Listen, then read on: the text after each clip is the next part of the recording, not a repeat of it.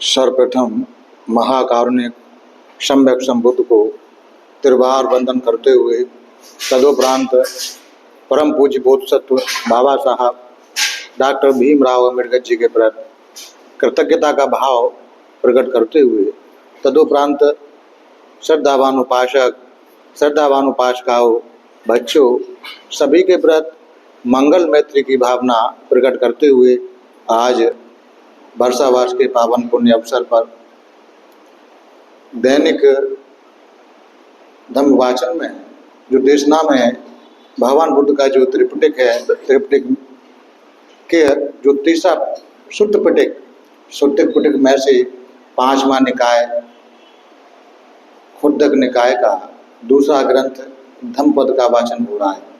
धम्मपद में जो दूसरा वक्र है अप्रमाद वक्र की देशना चल रही है। अप्रमाद वक्र में जो पांचवी गाथा है उसका देशना अगले दिन पहले हो गया था। वो गाथा थी, बाकी है उसमें से कुछ। वो गाथा इस प्रकार थी। उठाने नप्पमादीन संयमेन दमीन च दीपंकर्यात मेधावी यंग ओघो नाभ कीर्ति थी। भगवान बुद्ध कहते हैं कि बुद्धिमान लोग, ज्ञानवान लोग उत्थान अप्रमाद संयम एवं दमन के माध्यम से स्वयं को ऐसा द्वीप बना लें जिसे बेकाल जल प्रवाह घेर न सके। भगवान बुद्ध इस प्रकार से कहते हैं कि जो बुद्धिमान लोग हैं, पंडित लोग हैं, अपने आप को अप्रमाद के बल से संयम रखते हुए अपने विकारों का दमन करने के माध्यम से स्वयं को इतना ऊंचा उठा लें कि कोई भी मार उसे घेर ना सके। जैसे कोई दीप है, बड़ा दीप बन जाता है और तो उसे बेकाल जल प्रवाह घेर नहीं पाता। ऐसे बुद्धिमान पुरुष को ऐसा अपने आप को तैयार करना चाहिए। भगवान बुद्ध की जो धम्म देशना है, चूल पंथ स्थिर के संबंध में भगवान ने ये धम्म देशना कही थी। हमने उस दिन वो चूल पुंदक के बारे में बताया था कि एक सेठ की लड़की युवावस्था में कदम फेंकने से नौकर के साथ चली जाती है और नौकर के साथ उसके साथ रहने पर 2 बच्चों का जन्म होता है। रास्ते में दोनों बच्चों का जन्म हुआ होता है, इसलिए पहले बड़े वाले का नाम महापंथ हो जाता है, महापंथक, और छोटे वाले का नाम चूल पंथक पड़ जाता है। वो बच्चे जब बड़े होते हैं तो थोड़े बड़े होते हैं, महापंथ बड़ा होता है, बच्चा चूल पंथक छोटा होता है। तो उस समय उनके साथ बच्चे खेलने वाले थे, तो वो बताते थे कि ये मेरे ताऊ ने खिलौना दिया, मेरे मामा ने दिया, मेरे नानी ने दिया, नाना ने दिया, दादा ने दिया, दादी ने दिया। तो वो कहते हैं कि हमारे कोई अपने नहीं है क्या? सभी के चाचा ताऊ, नाना नानी, दादा दादी हैं, हमारा कोई अपना नहीं है क्या? कि हाँ पुत्र हैं, लेकिन बहुत दूर में है। जब दूर की बात उन्हें मालूम पड़ती है और दूर में है तो जिद करने लगते हैं उनसे मिलने के लिए, उन्हें हमें मिलाओ करके जिद करते हैं। तब वह जो सेठ की लड़की थी अपने पति से कहती है, तो वो उसे डर रहता था, इसलिए गया नहीं था कि मुझे भय है कि मैं जाऊंगा तो मुझे मार डालेंगे। कि हाँ मैं चल सकता हूँ, बच्चों को लेकर चल सकता हूँ, लेकिन दूर में रुकूंगा, आप अपने से उसको नियोजन करना। कि ठीक है। तब दोनों पत्नी दोनों बच्चों को लेके जाते हैं उनसे मिलवाने के लिए, अपने नाना नानी से मिलवाने के लिए। उस समय जब मिलवाने जाते हैं, एक धर्मशाला में ठहरते हैं, एक पत्र के माध्यम से सेठ को सूचना देते हैं। तो वो सेठ कहता है कि मेरे कोई नहीं है, वो तो उन्होंने बहुत अनुचित काम किया है, मेरे कोई नहीं है। वो ये धन लें और धन लेकर चले जाएं और कहीं जाके अपना गुजारा करें, चाहें तो बच्चों को छोड़ जाएं। तब दोनों जो पत्नी हैं, दोनों बच्चों को उनके नाना नानी के घर में भिजवा देते हैं और स्वयं धन लेके चले जाते हैं।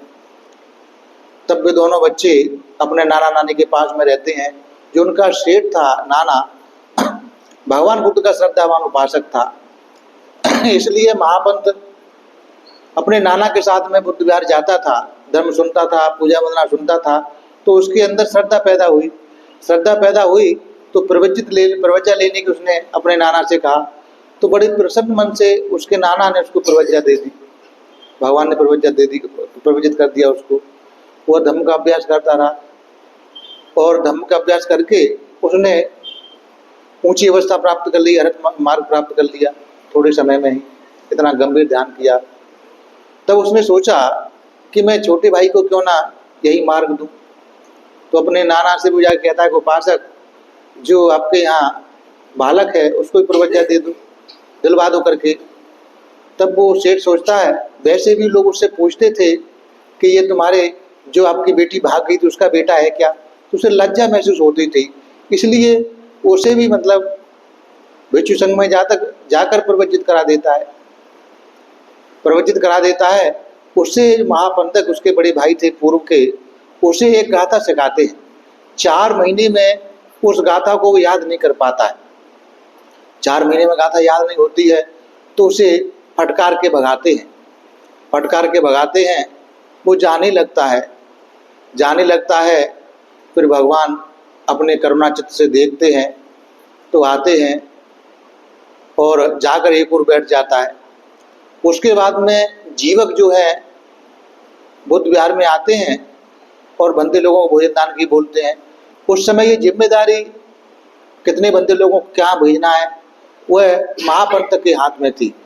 तो महापंथक बोलते हैं कि हमारे यहाँ ये बनते हैं, इनको छोड़कर वो चूल पंथक का नाम निकाल देते हैं, वो स्वीकार कर लेते हैं। चूल पंथक को लगता है कि मेरा भाई मेरे को पसंद नहीं करता तो मुझे यहाँ रहना ठीक नहीं है, अब मुझे गृहस्थी रहना चाहिए, इस प्रकार चल देता है। भगवान को अपनी बोध चित्त से जान लेते हैं।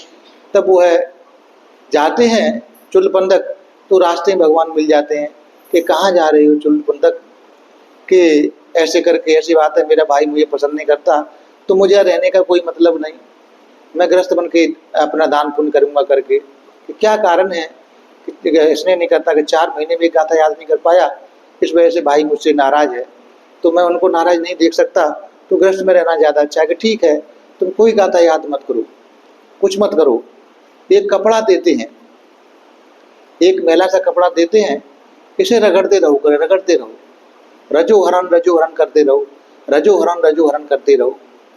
वह चूल पंथक इसी काम में लग जाते हैं, इसी काम में लग जाते हैं, रजो हरण करते रहते हैं, बस इतना बोलते रहते हैं। और भगवान बुद्ध अपने रिद्धि बल से उस कपड़े को स्वच्छ बना देते हैं। कपड़ा भी रगड़ते रगड़ते देखता कपड़ा इतना स्वच्छ हो गया, इतना स्वच्छ हो गया। उन्हें चूल पंथक को धर्म जागता है, अनित्यता का भाव जागता, अरे यही शरीर का स्वभाव है। इस प्रकार वह उसी के सहारे अपने मन को एकाग्र करता है, निर्मल कर लेता है, निर्मल कर लेता है और विपश्यना के आधार पर सभी प्रतिसंपदाओं के साथ अरहत को प्राप्त कर जाता है, अरहत को प्राप्त कर जाता है। उधर भगवान जाते हैं जीवक के यहाँ संघ को साथ भोजन करने के लिए। तब वो जब भोजन की तैयारी होती है, भोजन देने का नंबर आता है, तो भगवान कहते हैं कि जीवक बिहार में एक बनते हैं, उनको बुला के लेके आओ, उनको बुला के लेके आओ। तो वो नौकर को भेजता है बुलाने के लिए। इधर चूल पंथक क्या कहते हैं कि मेरे भाई ने मुझे निकालना चाहा था बिहार से, मैं पूरा बिहार चूल पंथक से भर दे रहा हूँ। तो अपने जैसे तमाम रूप के उन्होंने अपने रिद्धि बल से पूरा बिहार भर दिया बिच्छू लोगों से, एक ही सब सारे के सारे चूल पंथक। वो नौकर जाता है, देखता है कि बहुत सा पूरा बिहार भरा हुआ है, सभी एक सरीके हैं, एक ही जैसे हैं। अब वो आता है लौट के बताता है कि पूरा बिहार भरा है, सब एक से है, एक नहीं है, बहुत सारे हैं, किसको लेके आऊं? भगवान कहते हैं कि तुम जाओ चूल पंथक भंते जी के नाम से पुकारना, जो पहले आवाज दें उन्हीं को आप, उन्हीं का चीवर का कोना पकड़ लेना, बस समझ जाएंगे। तो जैसे ही दोबारा जाता है और वह नाम लेता है, तो पहला जो आवाज़ आती है उन्हीं के चीवर का कोना पकड़ लेता है। बनते जी उनके साथ में आते हैं। वहाँ भोजन दान होता है, भोजन दान होता है और भगवान चूलबंधक को धर्म देशना के लगाते हैं। चूलबंधक इतनी उत्तम कल्याणकारी धर्म देशना करता है, सभी लोगों के लिए बहुत हित सुख के लिए होता है। तब भिक्षु संघ सोचते हैं कि देखो 4 महीने में एक भाई एक गाथा नहीं सिखा सका चूलबंधक को, और भगवान की माया, भगवान ने थोड़ी ही देर में उसे इतना ज्ञान की उच्चतम अवस्था प्राप्त करा दी। ऐसी चर्चा होती है। तब भिक्षु लोग पूछते हैं भगवान से, तो भगवान चूलबंधक के उसके पूर्व की कथा बताते हैं जो आज उसका देशना है। वो कहते हैं कि भिक्षु को अतीत काल में वाराणसी का रहने वाला कोई मानवक तक्षशिला जाकर शिल्प सीखने के लिए किसी प्रसिद्ध दिशा प्रमुख आचार्य के पास धार्मिक विद्यार्थी बना। वह उसके 500 विद्यार्थियों में बहुत अतिशय सेवाभावी था, सेवा करने वाला व्यक्ति था। वह आचार्य के पैर दबाना आदि सभी सेवाएं निसंकोच करता था। उसके अंदर सेवा का भाव बहुत था, परंतु उसकी बुद्धि थी वो मंद थी, मंद। उसकी बुद्धि बहुत कमजोर थी, और बुद्धि कमजोर होने के कारण कोई भी शिल्प सीख नहीं पा रहा था। आचार्य ने बहुत चाहा कि यह हमारी बहुत सेवा कर रहा है, अतः उसे कुछ न कुछ शिल्प सिखाना चाहिए, परंतु बहुत प्रयास करने पर भी वह उसे कुछ भी सिखा ना सके। उस मानवक ने बहुत काल तक उस आचार्य कुल में रहकर कुछ भी न सीख पाने के कारण अंत में निराश होकर पुनः अपने घर लौटने का निश्चय किया। अतः आचार्य से विदा मांगी। आचार्य ने फिर सोचा कि इसने हमारी बहुत सेवा की है, इतनी सेवा की है, मैं तो उसे पंडित बनाना चाहता था इसकी सेवा के भाव से, परंतु यह एक अक्षर भी नहीं सीख पाया। इसका मुझे कुछ तो उपकार अवश्य करना चाहिए। इतना इसने मेरे साथ में किया है, मुझे भी इसके साथ कुछ तो करना चाहिए, कोई न कोई उपकार का चुकाना चाहिए। तो मैं इसे एक मंत्र तंत्र कर बांध कर दूंगा। आचार्य उसे अरण्य में एकांत में जंगल में लेकर जाकर कहते हैं, रगड़ रहे हो, क्या कारण से रगड़ रहे हो, यह मैं जानता हूँ। यह मंत्र देकर उसको सैकड़ों बार इसको बुलवा कर पूछा कि तुम्हें यह मंत्र याद हो गया? कि हाँ याद हो गया। आचार्य ने सिखाया, रगड़ रहे हो, क्या कारण से रगड़ रहे हो, यह मैं भी जानता हूँ। यह मंत्र सिखाया, सैकड़ों बार रट्टा मारा, तो वह उसने याद कर लिया। तब आचार्य ने विचार किया कि मंत्र के द्वारा भी प्रयास करके ग्रहण किया गया शिल्प विलुप्त नहीं होता। अगर जिसकी बुद्धि कमजोर है, उस कमजोर बुद्धि वाले को अगर कोई चीज याद हो जाए तो वह गायब नहीं होता। ऐसा आचार्य ने विचार कर लिया और उसे कि जब ग्रहण कर लिया तो याद नहीं होगा, यह सोचकर उसे उसका खर्चा देकर, उसे आने जाने का मार्ग का रास्ता बताकर और मार्ग में जाने का खर्चा देकर जाने की आज्ञा देते हुए सावधान किया कि तुम इस मंत्र के सहारे अपनी जीव का कमा लोगे, परंतु भूल न जाओ, अतः प्रतिदिन इसका अध्ययन करते रहना, स्वाध्याय करते रहना। यों कहकर उसे घर जाने की आज्ञा दे दी। वाराणसी जाने पर उस मानवक की माता ने कि मेरा पुत्र शिल्प सीख कर आया है, यह सोचकर उसका अत्यधिक स्वागत सत्कार किया। उसी समय वाराणसी के राजा ने विचार किया कि मेरे काय कर्म आदि में कोई दोष तो नहीं है। उसने इस विषय में गंभीरता से विचार किया तो भी उसे अपना कोई दोष दिखाई नहीं दिया। तब उसने सोचा कि अपना दोष स्वयं को दिखाई नहीं देता, दूसरों को दिख जाता है, अपने को नहीं दिखता अपना दोष, लेकिन दूसरे लोग देख लेते हैं, तो क्यों न मैं इस विषय में नागरिकों के विचार लूँ। यह सोचकर सायंकाल अपरिचित का वेश बनाकर महल से निकलकर सायंकाल एक भोजन कर जमा हुए लोगों में प्राय कोई न कोई कथा प्रसंग उठी जाया करता है। यदि मैं अधर्म पूर्वक राज्य करता हूँगा तो वे मेरे विषय में यह कहते हुए मिलेंगे कि यह पापी राजा अधर्म पूर्वक राज्य करता है। इसने ये दंड कर लगा दिए जिनके कारण हमको कष्ट भोगना पड़ रहा है। यदि मैं उनकी दृष्टि में धर्म पूर्वक राज्य करता हूँगा तो वे मुझे आशीर्वाद देते हुए मिलेंगे कि हमारा राजा दीर्घायु हो, साथ ही मेरे अन्य गुणों का व्याख्यान करते हुए मिलेंगे। यह सोचकर नागरिकों के घरों की दीवारों के पीछे छिपकर उनकी बातें सुनने लगा। उस समय घरों में सेंध लगाने वाले, चोरी करने वाले कुछ चोर दो घरों के बीच में ऐसी सेंध लगा रहे थे कि दोनों घरों में इच्छा पूर्वक प्रवेश किया जा सके। राजा उनको देखकर एक घर की छाया में अपने आप को छिपाकर बैठ गया।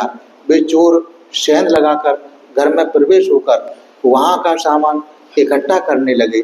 उसी समय पास वाले घर में जो मानवक जो था वो जगकर अपना मंत्र याद करने लगा, बोलने लगा, रगड़ रहे हो, किस कारण से रगड़ रहे हो, मैं भी जानता हूँ। उन चोरों ने यह मंत्र सुनकर सोचा कि इस पड़ोसी ने हमको देख लिया है, अब यह हमको मरवा डालेगा।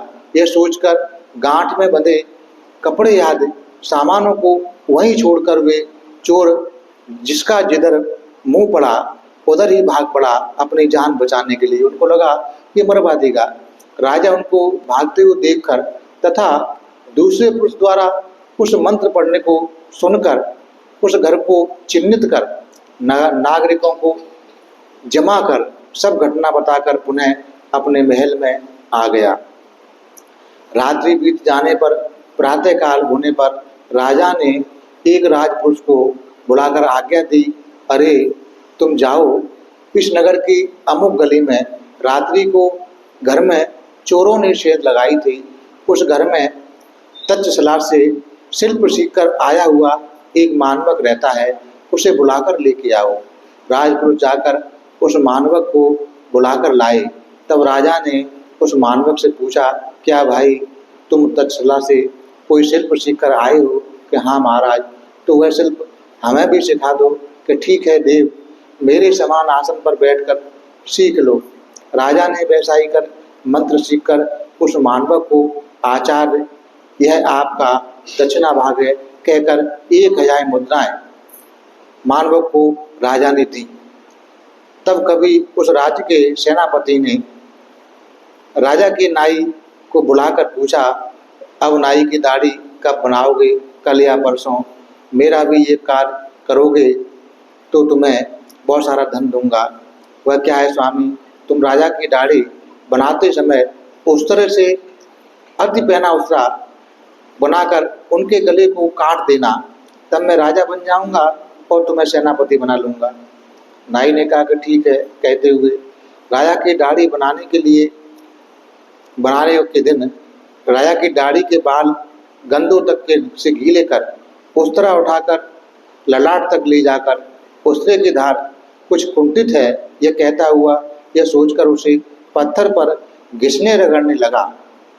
उसी समय राजा भी अपने मंत्र को याद कर उसे रटने लगा। वो रटने लगा, याद कर रहा है, राजा बोल रहा है, रगड़ते रहो, रगड़ रहे हो, किस कारण से रगड़ रहे हो? मैं जानता हूँ, मैं भी उसे जानता हूँ। यह सुनकर नाई के पसीने माथे से पसीना चूने लगा। वह नाई ने सोचा अगर राजा मेरे मन की बात जानते हैं, यह सोचकर वह ओसरा फेंककर राजा के चरणों में गिर पड़ा। तभी राजा बुद्धिमान एवं बात को समझने में बहुत चतुर होते हैं, अतः तत्काल राजा ने नाई से कहा, अरे दुष्ट नाई, राजा मेरे के मन की बात नहीं जानते, यह दिखाने के लिए नाटक कर रहे हो। महाराज मुझे अभय प्रदान करें तो मैं सत्य बताऊं। कि ठीक है, डरो मत, मैं तुम्हें अभय प्रदान करता हूं, सच बात बताओ। तब वो कहता है नाई कि महाराज, सेनापति ने मुझे 1000 मुद्रा का प्रलोभन देकर कहा था कि राजा की दाढ़ी बनाते समय उसका गला काट देना, तो मैं राजा बन जाऊंगा तो तुझे सेनापति बना लूंगा। इस तरह नाई ने राजा को सत्य कथा सुना दी। राजा ने यह कथा सुनकर आचार्य के कारण मुझे जीवन दान मिला है, यह सोचकर सेनापति को बुलाकर, अरे सेनापति, तुम्हें मुझसे क्या नहीं मिला? अब मैं तुम्हारी आकृति को भी नहीं देखना चाहता, मेरे राज से निकल जाओ। यूँ कहकर उसे राज से निकाल दिया तथा आचार्य को बुलाकर, उसी मानव को बुलाकर, आचार्य आज आपके कारण मुझे जीवन दान मिला है, यह कहकर उनका विशेष सत्कार सम्मान कर उनको सेनापति पद दे दिया। यह सेनापति कोई और नहीं चूलपंदकी थे तथा मैं स्वयं वह मंत्रदाता आचार्य था। इस प्रकार भगवान ने चूलपंदक की पूर्व जन्म की कथा सुनाई। जो आचार्य थे वो स्वयं बोधसत्व भगवान थे। शास्त्रा ने चूलपुंदक के अति जन्म का घटनाक्रम बताकर कहा कि भिक्षुओं, इस तरह चूलपुंदक का अतीत काल में भी बुद्धि कमजोर थी। उस समय मैंने उसको सहारा देकर लौकिक संपत्ति प्राप्त कराई थी, यह कहा। फिर एक दिन भिक्षुओं की धर्मसभा भगवान का गुणगान हो रहा था। कैसे भगवान ने चूलपंदक को आलम्बन बने, तब भगवान ने कहा कि भिक्षुओं, पहले भी अतीत काल में भी इसका मैं आलम्बन बना था, और कहकर चुल्ल सेठी नामक कथा सुनाई थी कि बुद्धिमान चतुर आदमी थोड़े से मूलधन का भी आलम्बन पाकर भी अपनी उन्नति कर लेता है। जैसे अग्नि थोड़ा बहुत सूखा घास पाकर तेजी से जल उठती है, ऐसे ही बुद्धिमान आदमी को अगर थोड़ा धन मिल जाए, उस थोड़े धन से का अगर आलम्बन ले ले तो बड़ी उन्नति कर लेता है। जैसे आग थोड़ी सी सूखी घास पाकर विशाल रूप ले लेती है। इस प्रकार उन्होंने एक कहानी सुनाई थी। वो कहानी क्या थी कि एक बार बोधसत्व एक सेठ के यहाँ नगर सेठ थे, एक राजा के यहाँ नगर सेठ थे। उस समय ये जो चूलपंदक पूर्व जन्म में ऐसे ही भटकते रहते थे, और उस समय एक बार नक्षत्र को देखकर वो सबने बोला, मरे हुए चूहे को देखकर, अगर कोई आदमी चाहे इस चूहे से शुरुआत करे तो बड़ा उन्नति कर सकता है, बहुत आगे पहुंच सकता है। ऐसा उन्होंने कहा। तो यह जो चूलपंदक थे, उन्होंने उस बात को सुना कि इतने बड़े आदमी झूठी बात नहीं कहते, कोई न कोई शक्ति होगा, कोई न कोई कारण होगा, और वो कह के चले गए करके। उस उन्होंने वह मरा हुआ चूहा उठाया। संयोग से पूर्णिमा का दिन था, और उस चूहे को बेचने के लिए चलते हैं, कभी इस नगर कभी उस नगर, कोई चूहा लेगा क्या, कोई चूहा लेगा क्या। पूर्णिमा का दिन था। एक व्यक्ति के यहाँ बिल्ली पली हुई थी, अब उसे खाने के लिए मांस चाहिए, और पूर्णिमा के दिन भगवान के शासन काल में कहीं भी मांस का नहीं मतलब बेचा जाता था। आगे पीछे मांस की बिक्री होती थी, पूर्णिमा के दिन नहीं मांस काटा जाता था। तो उस चूहा मरा हुआ बेच रहा था, बिल्ली जिसके पली उसने बुलाकर उस चूहे को खरीद लिया। उसे 4 आना या 8 आना दे दिए। उस 8 आना को लेकर एक मटका लिया, पानी भरा, और एक वृक्ष के नीचे बैठकर लोगों को पानी पिलाने लगा,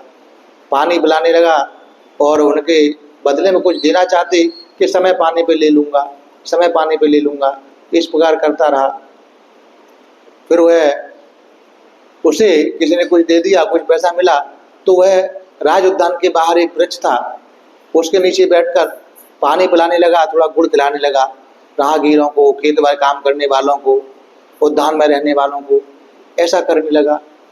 फिर ऐसा होता है कि एक दिन बहुत तेज आंधी आती है, राज उद्यान का जो सूखे पेड़ों से बहुत सारे पत्ते वगैरह सब जमा हो जाते हैं, बहुत सारा उद्यान भर जाता है,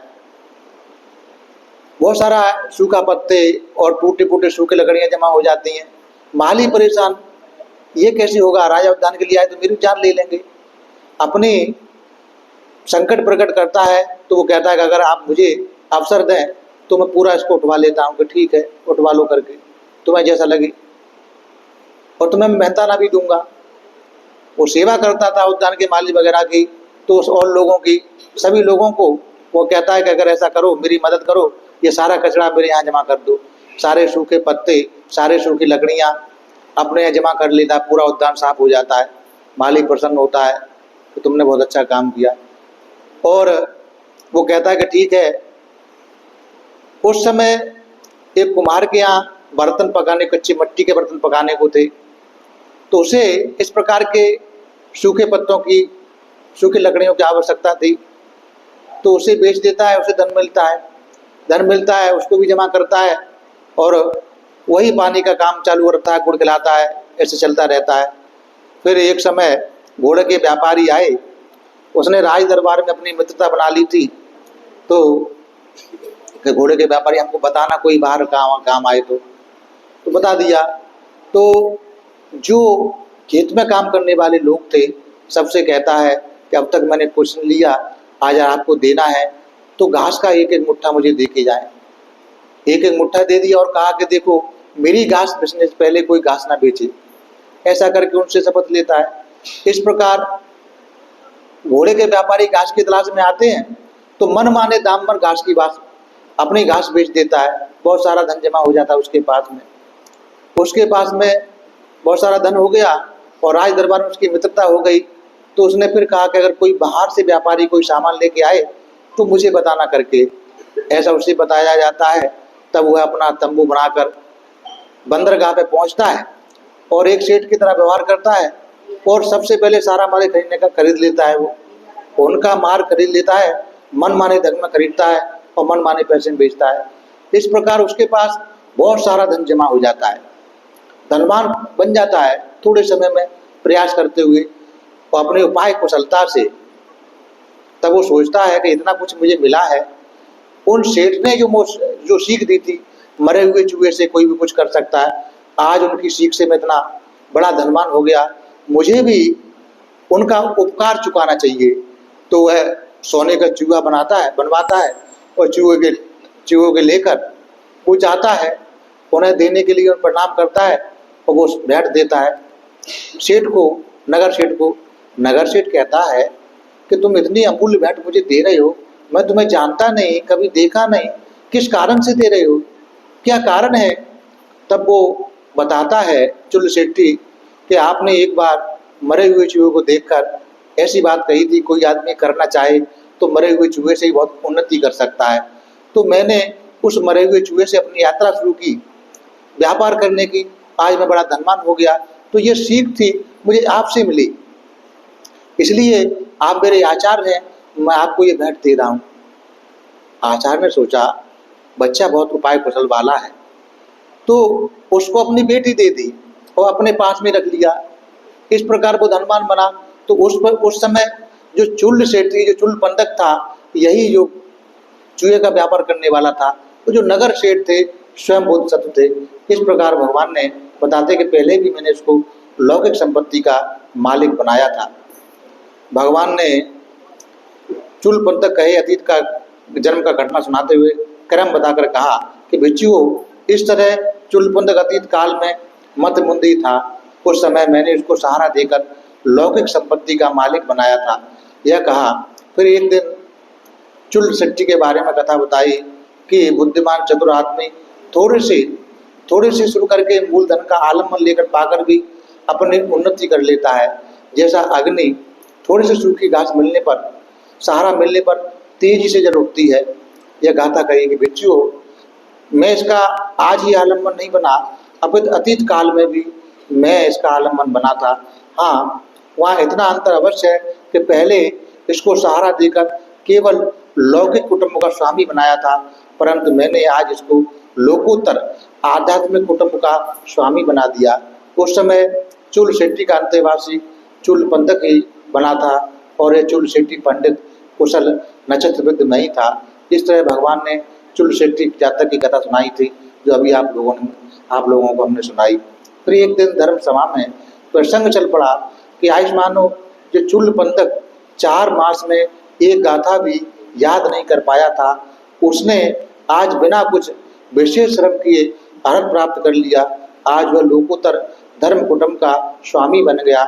इसी समय भगवान ने आकर भिक्षुओं से कहा कि भिक्षुओं, मेरे द्वारा बताई हुई इस पद्धति से थोड़ा भी उद्योग करने वाला भिक्षु लोकोत्तर धर्म का स्वामी बन जाता है।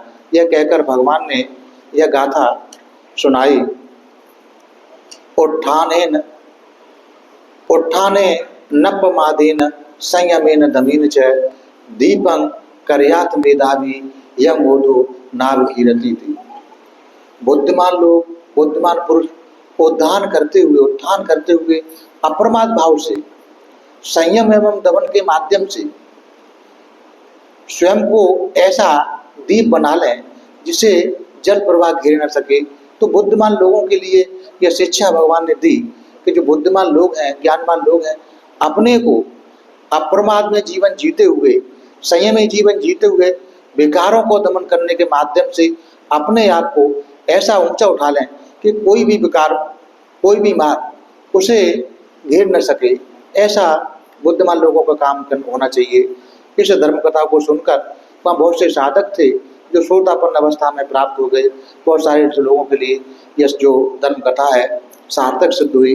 आज आप लोगों ने सुबह में ध्यान किया, शील ग्रहण किया, पूजा वंदना ली, शाम में भी आप लोगों ने शील ग्रहण किया, पूजा वंदना ली, धम्म श्रवण किया, इस प्रकार पुण्य संचय किया। और जो भी दिन भर के काल में पुण्य संचय किए हैं वो सभी पुण्य हम सबसे पहले सभी देवताओं को अनुमोदन करते हैं। ये सभी पुण्य सभी देवताओं को प्राप्त हों। इस पुण्य के बल से सभी देवताओं का श्रद्धा, शील, श्रुत, त्याग, प्रज्ञा आगे बढ़ जाए। सभी देवता हम सबको धार्मिक सुरक्षा प्रदान करें। सभी देवताओं को उत्तम चार आर्य सत्य साक्षात्कार करने का पुण्य मिल जाए। उसके बाद ये सारे पुण्य हम लोग अपने आचार्य, उपाध्याय, वरिष्ठ बंधुगणों और सभी बंधुगणों को अनुमोदन करते हैं। इस पुण्य के बल से वो सभी लोग सुखी हों, सभी का कल्याण सदे, उन सभी लोगों को उत्तम चार आर्य सत्य साक्षात्कार करने का पुण्य मिल जाए।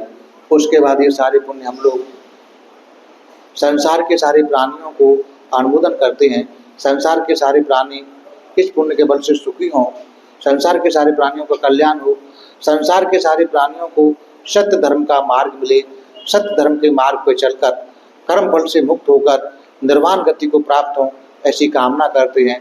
इसके बाद ये सारे पुण्य यहाँ आए हुए सभी लोगों को अनुमोदन करते हैं।